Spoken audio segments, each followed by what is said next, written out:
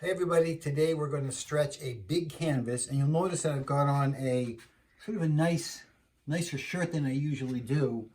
This is the shirts I usually wear. I love these. These are my gray t-shirts. I don't think this is a perfect shirt. Get a shot of this color, look at that.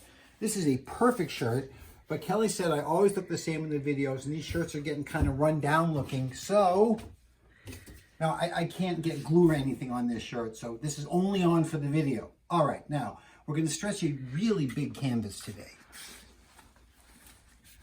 It really is a beautiful painting.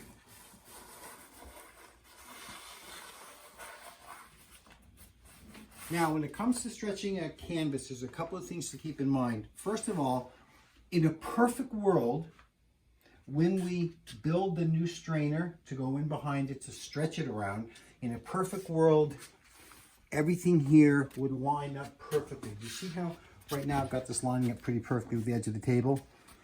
You would like that to happen all the way around, but as we explained to the client, if the thing this was made on wasn't perfectly square, even off by a 1/16 or an 1/8 of an inch, so now it's not perfectly square, the painter makes the painting and then he paints the edges, or she paints the edges.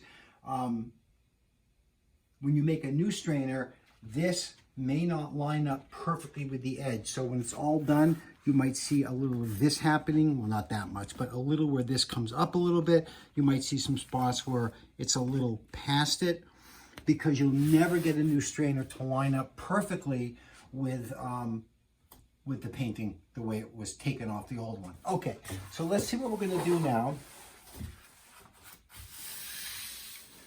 So I want the outside of my strainer bar to be from here to here. And rather than, I always prefer to make an actual mark on the thing as opposed to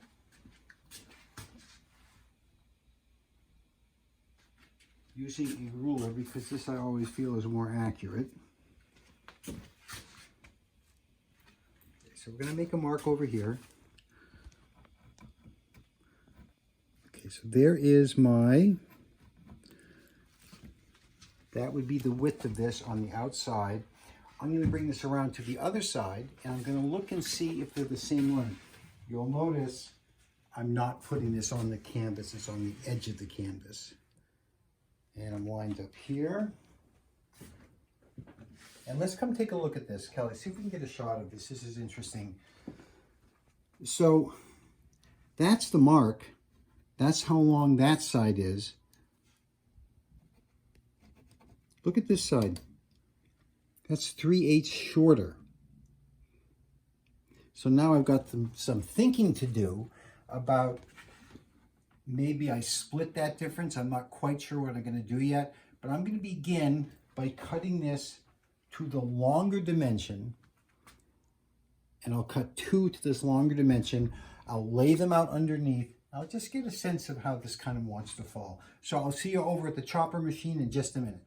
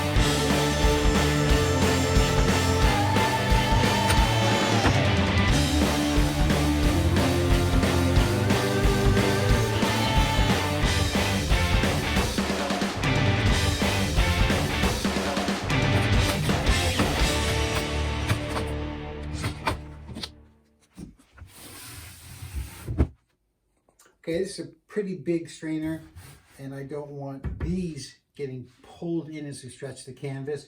Over time, they can start to bow in a little bit. So I made these two braces to go here and here. And if you're ever measuring a brace for something like this, this is very important. Measure it from here. Make sure it fits perfectly in here, because the wood going this way could be bowed out a little bit or bowed in a little bit. If you make sure it's exactly the same as the end here, then when you put it in, you won't have built in any kind of bowing. This will be perfectly straight. The strainer is all built, and there are the braces. And so now we're back to what we talked about before. I get this to line up quite well right here. And if we come over here, you can see there's quite a bit of gray showing, so I'm going to kind of split that difference. And I'm going to sort of do the thing all the way around, just get it positioned where I think is a good place to start. So I think this positioning looks pretty good. When you stretch a big canvas, what you do is you staple the center here, and then you come around to the other side and you staple the center there, and then you staple the center on the side. So you start by getting nice even tension across the middle in both directions, and then you work your way out. When I do start stapling it, these are designed to hook onto the back and hold the canvas tight and stretch it. So that should work just fine. So what you do is, I start by doing the first 4 staples with it face up, so that it doesn't move and I know that, you know, it's pinned in all position correctly. Then I'll turn the whole thing over, and that's when I start stapling out from the centers all the way around. And we'll show you some of that later.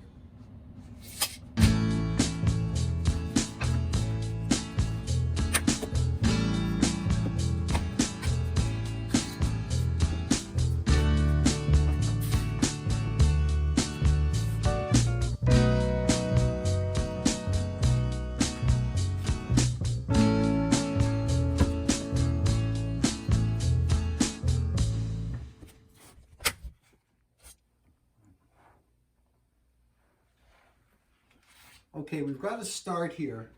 We've got some tension this way and some tension this way. And at this point, it always looks like a disaster until you start getting the whole thing stretched. It's not uncommon at this point, when I turn it over and start pinning it, I may take out some of the first staples, because once everything starts to settle in, I may want to make it a little tighter, but we'll see how that goes. So now it gets turned around and put face down on this perfectly clean paper, and I start stapling around.